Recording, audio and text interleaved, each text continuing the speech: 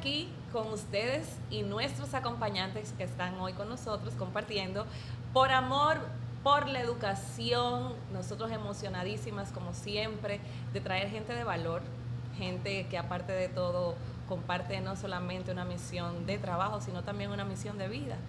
Y este día tenemos aquí a la superestrella de la educación. A mí me gusta ponerlas así. Gracias por la valoración sin ni siquiera decir el nombre. Sí, hay que poner primero, ¿verdad?, el adjetivo. Superestrella Deyanira Lamy. Bienvenida, Deyanira. Buenas tardes, muchas gracias.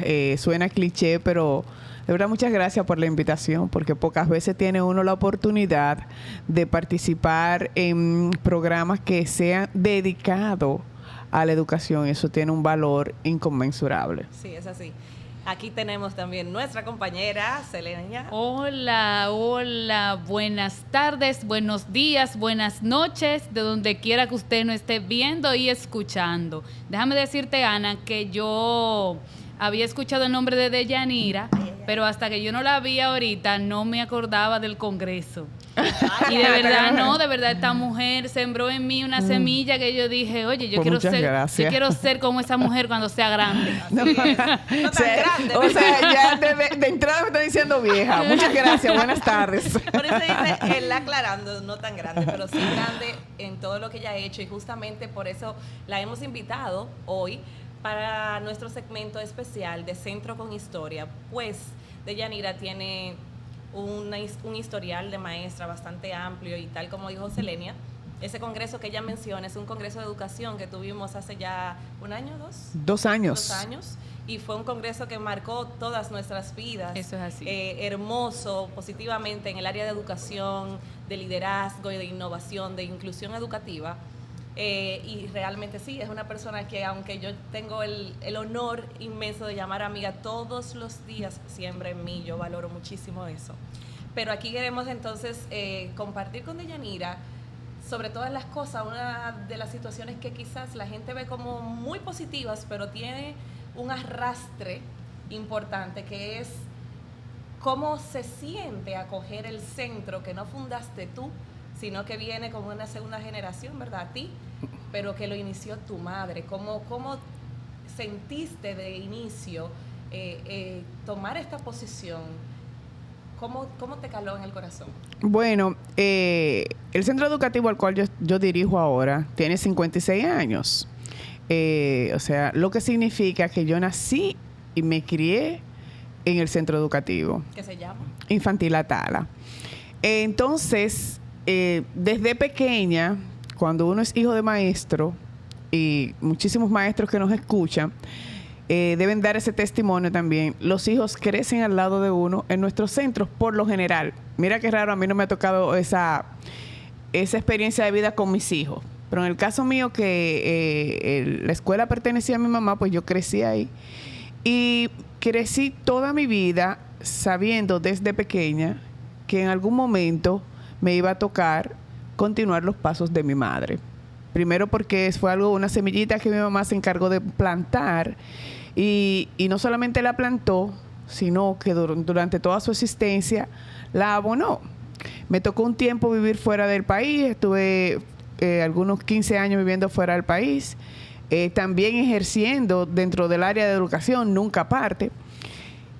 Pero seguir o coger la gerencia de un centro educativo formado por tu madre es un reto, yo creo, mucho más difícil que si tú crearas tu propio centro educativo desde cero. Es muy difícil porque tú, a pesar de que no te lo verbalizan, tú siempre sientes que no estás llenando las expectativas de tu madre y las expectativas de todo el que está alrededor tuyo. Entonces es muy difícil. Creo que sí. Me puedo imaginar eso. Claro que sí. Y lo puedes hablar porque lo viviste. Sí, en propia vivencia. En ese sentido, el Colegio Infantil Atala, y gracias a Dios y el esfuerzo que ustedes han hecho como familia, ¿verdad?, pues tiene una línea de calidad muy alta, que tú realmente tomaste ese saco y viniste con él. Uh-huh. Pero la directora generalmente es quien marca qué va a ser ese centro educativo. Hay padres que me dicen, mira, si la dirección está bien, yo confío, porque es la persona que justamente se encarga de que todo funcione, ¿verdad? O marca cuáles son los ideales, los valores y todo lo demás. Tú tuviste oportunidades, porque habían cosas que ya estaban hechas cuando llegaste, o estaban montadas, ya era una marca, pero también te encontraste con otras que había que actualizar. ¿Qué fue esa línea o ese toque que Deyanira Lamí le dio al Colegio Infantil Atala? Bueno, muchas cosas aprendí de mi mamá, pero sobre todo me inculcó bien claro que el colegio no tenía un gran espacio físico, porque es la realidad de muchos centros educativos privados que cogemos una casa de familia y la vamos adaptando a lo que es un centro educativo. Entonces siempre me decía, focalízate en tu fortaleza, no en tu debilidad. Tu fortaleza siempre debe ser la calidad de la enseñanza, que depende de ti. El centro como tal siempre va a tener las limitaciones, pensando que en la época que a mi mamá le tocó desarrollar el colegio, teníamos centros educativos privados como es Loyola, La Salle, Calasanz, que si hay algo que los caracteriza es la maravillosa planta física que los acoge, que te da oportunidad a crecer en cantidad, en proyectos y en diferentes áreas que te ayudan en el trabajo del quehacer educativo. Entonces ya yo tenía eso bien claro a mi regreso al país, que tenía que seguir focalizándome en eso. Pero mi gran reto fue que yo regresé al país y me encontré con una escuela análoga. Y yo venía de una escuela completamente digital. Había estado trabajando en los últimos 5 años en una escuela modelo en el Bronx, en el cual el Departamento de Estado de los Estados Unidos había dado a la principal de la escuela $6 millones para desarrollar esa escuela modelo en una comunidad bien pobre del Bronx, como para experimentar cómo una calidad de la educación impacta de manera positiva a toda una comunidad. Y por eso ella escribe su propuesta, es aceptada, y le dan toda esa cantidad de dinero. Viene la gente de Mac y le ponen Smartboard, todos los niños tenían iPad, o sea que era una digitalización extrema. Y de repente a mi regreso al país todavía encuentro en algunos salones pizarras blancas con marcador, veo otros centros que todavía tienen tiza, y eso me impacta y yo digo, pero es que no podemos seguir teniendo una educación análoga cuando tenemos un niño digital sentado en nuestras aulas. Porque ayer hablaba sobre eso, que si bien es cierto, hay algunas personas que mencionan que no es bueno que los niños sean expuestos para nada a las pantallas, es algo que deberíamos analizar porque también tiene sus partes buenas. Y nuestros niños que llegan a nuestras aulas ya llegan con esa digitalización. Sí. No es algo que tú... Son seres digitales. Sí, son seres digitales, nacidos digitales. Entonces, de eso tú vas a sacar el mejor provecho y la mejor parte. Entonces, exactamente, eso fue lo primero, el primer reto. Digitalizar a todo un centro educativo. Y la gente te cuestiona mucho. Porque yo había estado muchos años ausente y era una perfecta desconocida para el personal, para los padres y para los estudiantes. Entonces, de repente tú llegas con muchas ideas innovadoras y vamos a hacer esto. Y entonces viene el freno. Entonces, ese proceso fue muy difícil, el del cambio. Y además del reto económico, ¿verdad? Que eso representa para un centro educativo pequeño. Así es. O sea, es algo que nosotros luchamos todos los días, día a día. Esa fue la primera parte. Yo tenía que convertir la escuela de una escuela análoga a una escuela digital, entendiendo escuela por centro educativo privado. Y después yo tenía que comenzar a definir lo que yo quería ver como el egresado del colegio. Cómo yo quería que fuera ese egresado. El perfil. Ese perfil del estudiante.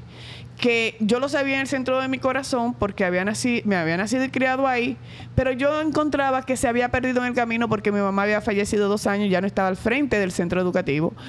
Y entonces me dedico a escribir un ideal del estudiante, que los niños lo dicen todos los días, y donde yo hablaba sobre los valores, porque yo estaba consciente que la parte del conocimiento la vamos a desarrollar, pero también la parte de los valores es muy importante, porque estamos criando y creando individuos.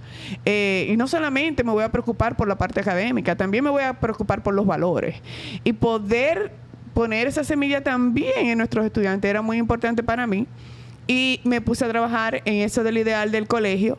Que los niños, al día de hoy, gracias a Dios, que han pasado varios años, ya tengo 5 años en dirección del centro, lo han asumido, internalizado, y lo que es más importante, no se ha convertido como muchas veces cualquier canción, cualquier himno, que decimos muchísimas palabras, pero no sabemos el contenido de las mismas, sino que hemos ido trabajando en nuestros niños los valores, la importancia de los valores, cuáles son los valores, la diferencia de los valores, y más en nuestros días, que si uno de los problemas que tiene nuestra sociedad es eso, la falta de valores en el individuo. Nosotros nos gustaría, Deyanira, que tú nos hables un poquito, porque si bien sabemos tú duraste un tiempo trabajando en las escuelas de Estados Unidos, son culturas muy diferentes a las que tenemos. Entonces, venir a dirigir un centro en República Dominicana con otra cultura, con otras normas de convivencia, ¿cómo te adaptaste tú a esa situación? ¿O te adaptaste ya? Sí, no, yo estoy completamente adaptada. Primero, yo no dirigía un centro en los Estados Unidos, es importante, pero sí trabajaba dentro del centro. Entonces, me dio mucho trabajo insertarme en el campo laboral dentro del sistema en los Estados Unidos, porque yo vivía en la ciudad de New York y tú hasta para vender lombrices necesitas de una licencia. Entonces no es tan fácil como muchas veces la gente lo piensa. Yo principalmente que desconocía. Yo llegué, yo pensé, yo estoy aquí, yo tengo muchos años siendo maestra, yo soy la maestra. O sea, yo voy a tocar la puerta y cuando me choqué con la realidad de que no es así, tú ves la fila, tú ves que está ahí atrás, tú vas detrás de ese. Y entonces comenzar el proceso, que fue un proceso largo y difícil, más de lo que yo me esperaba. Pero la experiencia muy enriquecedora en todos los sentidos. Entonces, cuando yo regreso a Santo Domingo, yo tengo para decir que yo soy nacida y criada en la República Dominicana. Yo no tengo que adaptarme a nada nuevo, o sea, si bien es cierto, han habido algunos cambios, otros más, otros menos, pero este es mi país. Y el único país donde tú no te sientes extranjero es en tu país. Entonces, número 1. Número 2, en el transcurso de los años, y no porque ella está aquí, yo tengo un mantra de vida que coincidencialmente es un versículo de la Biblia que dice: todo obra para bien en los que creen en el Señor. Dios me demostró que lo mejor que a mí me pudo haber pasado es regresarme a vivir a Santo Domingo, porque me aportó muchísimas cosas. Por ejemplo, ese mantra de vida que yo lo tenía en mi oficina en New York, y un día vino mi supervisor y me dijo: tú no puedes tener ese letrero ahí, porque decía así: todo obra para bien, Romano 8:28, porque esto es una escuela laica. Ese fue otro de los grandes retos que encontré a mi regreso al país. Y si tú vas a poner algo de la Biblia, necesitas poner algo del Corán. ¿Por qué? Porque aquí sí hay respeto a la diversidad. Abrazar a todo el mundo. Todo el mundo. Entonces, no es como el cliché de que... la diversidad es para todos. Entonces, me dijo eso. Si vas a poner algo de la Biblia, necesitas. Y yo me quedé como que... Y ahí tú aprendes en la práctica. Entonces, cuando a mi regreso al país, yo decía... Bueno, mi centro educativo es laico. Entonces yo traté de marcar una línea. Sí tenemos valores, sí creemos, pero si yo soy un centro laico y voy a aceptar a todo el mundo, tengo que respetar al protestante, todas las creencias. Y no solamente que le doy cabida, sino que le respeto y que no lo obligo y lo impongo a hacer cosas que no está dentro de sus creencias, dentro de sus costumbres. Porque eso es lo que se llama una aceptación de la diversidad. Y eso es lo que se llama tener un centro educativo laico, como era mi caso.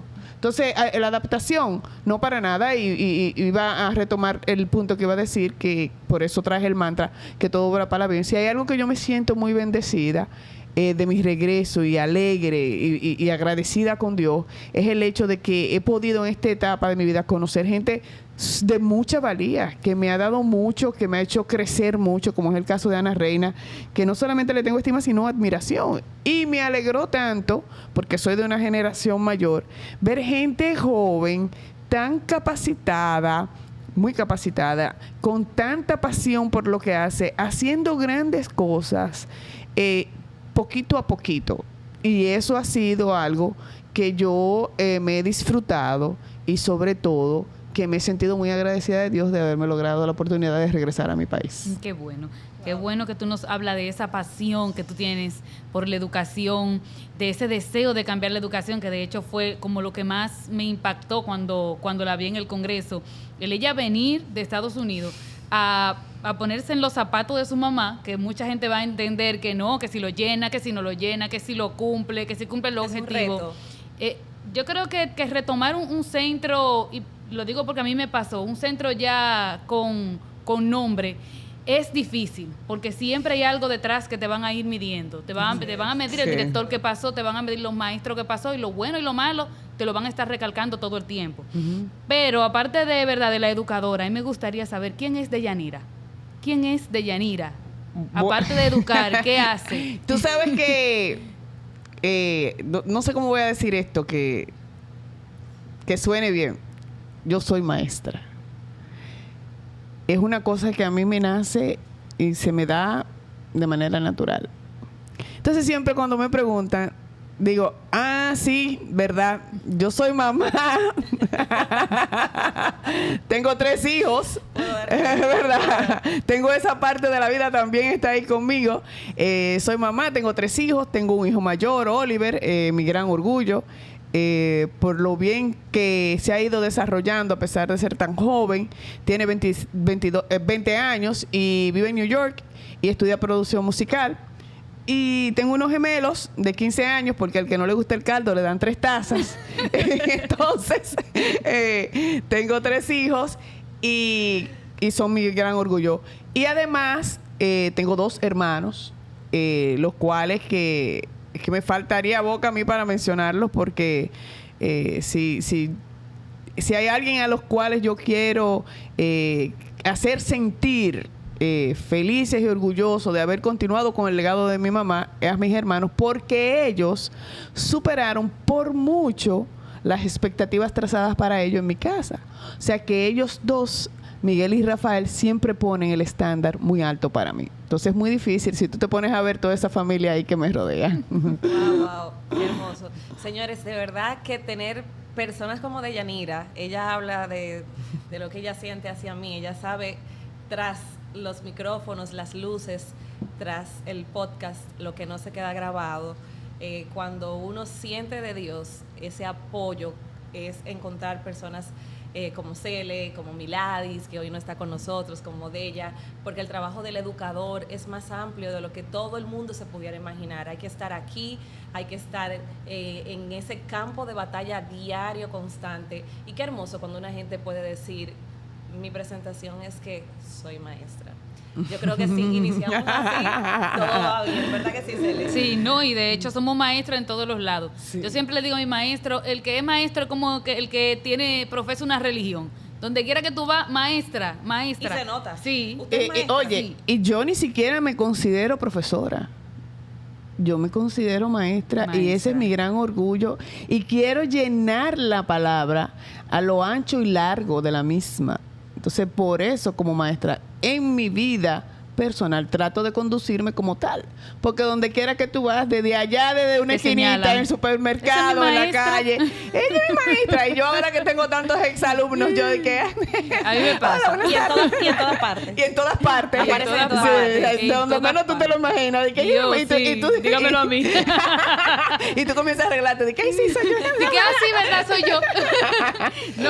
No, y es tan fuerte que de hecho, esto como que le corre a uno por la vena, porque uno ve un niño caminando en la calle, mi hijo, súbete, te van a chocar, no peleen. Y no sé si a ustedes les pasa, pero a mí me pasa. Para lo bueno y para lo malo, porque también cuando ves los maestros no somos psicólogos, pero somos los primeros que muchas veces podemos detectar cualquier tipo de problemas que pueda tener el estudiante. ¿Por qué? Porque el maestro va viendo indicadores de riesgo. Y lo único que hace con esos indicadores de riesgo, lo anota y se lo pasa a una persona especialista en la conducta para que pueda determinar si hay un riesgo. Entonces, tú te la pasas toda la vida viendo indicadores de riesgo. Así mismo. Entonces, Hasta en nuestra propia familia. Constante. Señores, lo malo de esto es que hay un tiempo determinado y hay que terminar. ¿Pero por qué? No. Vamos a quedarnos con Deyanira aquí. Ya ustedes saben, yo siempre felicísima de venir a apoyar el proyecto. Me encantó la dinámica, la vibra y sobre todo ese nombre que debería estar ahí, pero de este tamaño, Pasión por la Educación. Sí, vamos a seguir. Gracias a ustedes por vernos y compartiremos más adelante muchísimo más contenido que tenemos para ustedes. Buenas tardes y muchas gracias. Bye.